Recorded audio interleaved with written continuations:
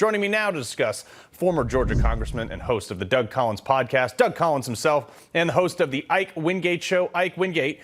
Okay, so Ike, I'll go to you first on this. We've seen a lot of these polls come out. Where are they getting this data from? I don't know where they're getting the data from, because every poll I'm looking at shows that Donald Trump head-to-head actually is doing better than Joe Biden. And there's a clear path to victory even without these swing states. And so if I'm in the Trump campaign, a much more disciplined, organized campaign, I'm feeling pretty confident at this point.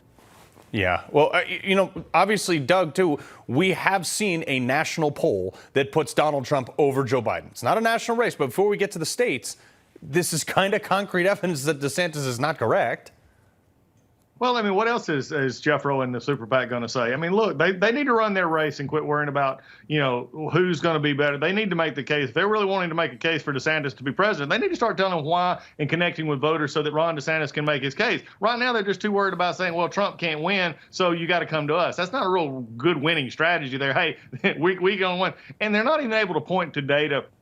They're trying to break down state data and apply it to national polling. Right. And right now, look, let's just face it. Trump is on a roll. Trump's leading. He's leading very well. He's leading among others. And also, anybody going up against Joe Biden right now has a distinct advantage, because it's not Joe Biden's age. It's his incompetency that everybody don't like. Actually, too. Ike, the number, though, is 270, okay? Michigan, Wisconsin, North Carolina, Georgia, Ohio, a couple others. Some of the ones Trump needs to get for a win, okay? So what we're seeing out of some of those states, Georgia, Trump is actually leading by 4, 52 to 48. We also have Michigan, where Trump is also leading 45 to 40, behind by 1 point, 45 to 46. But in Arizona, which was a highly contested state, we have Trump up by 2 points there, 45, 43. So at the end of the day, you think he pulls this out in the swing states, or does he make a totally different path to 270?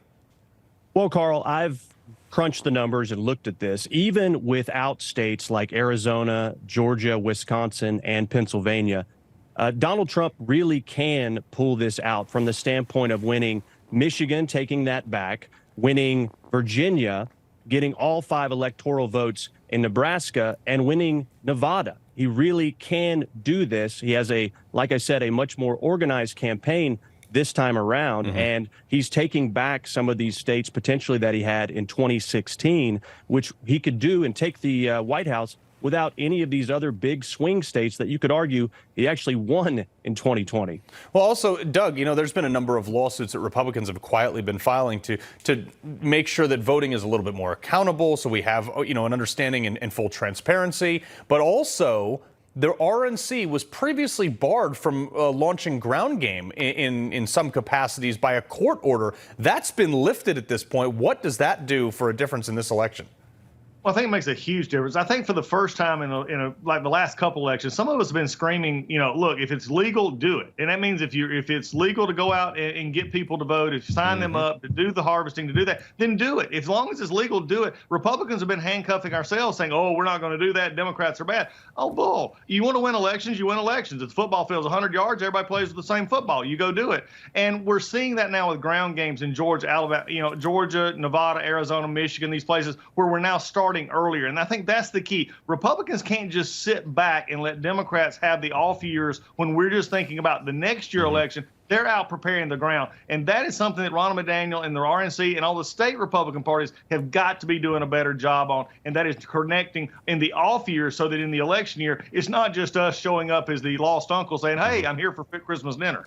Ike, real quick, 20 seconds left. Do you see Donald Trump potentially, for the first time in a while, Republican winning the popular vote?